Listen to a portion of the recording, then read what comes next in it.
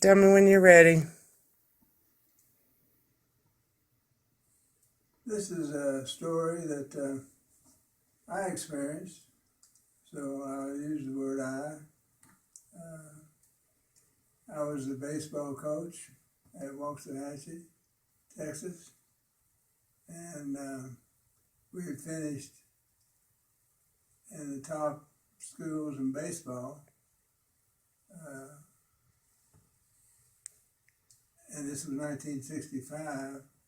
We were in a new season, and we were even doing better than we did the year before.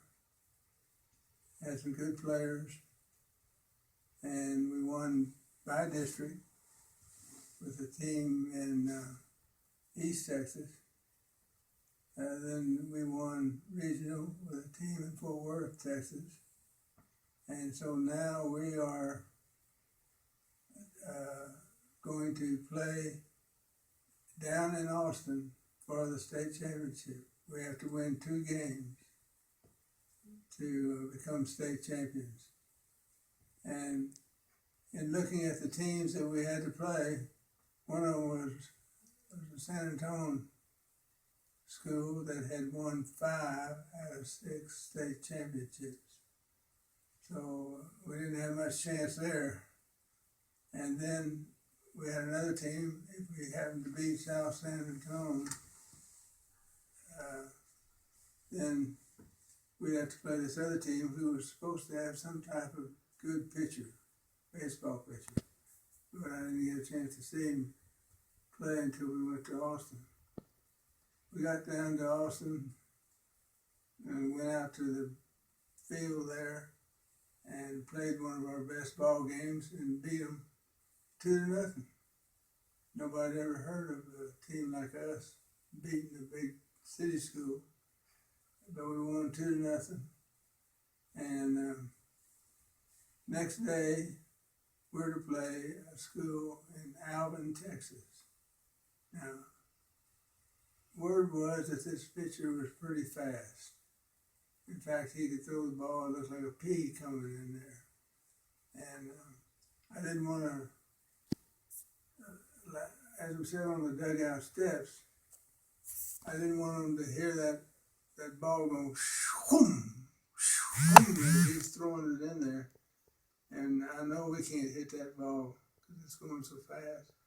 So I maneuvered around and got in the dugout side where we wouldn't be looking at this kid throwing the ball.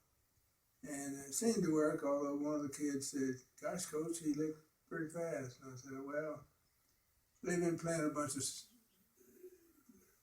weak schools. Don't worry about them. We'll probably beat them pretty bad." Well, that was a lot of bluffing because he came out throwing that ball. It was fast. But my pitcher was equally fast. And I told everybody, all the lineup, I said, let's take a walk the first time around. In other words, don't swing. Let them see if they can strike us out, because I couldn't hit this kid. Well, we did, and we got 6 runners on, and a kid hit a double, and we had a single, and we're headed up 6-0, and they take him out of the ball game. We knocked this kid out of the ball game. We go on to win 6-3, and one of the scouts, a scout is somebody that looks at players and tries to sign them for a contract to play pro ball. And one of the scouts was walking by, and I said, "Why is everybody circling around this kid?" And they said, "Well, they're going to give him $60,000.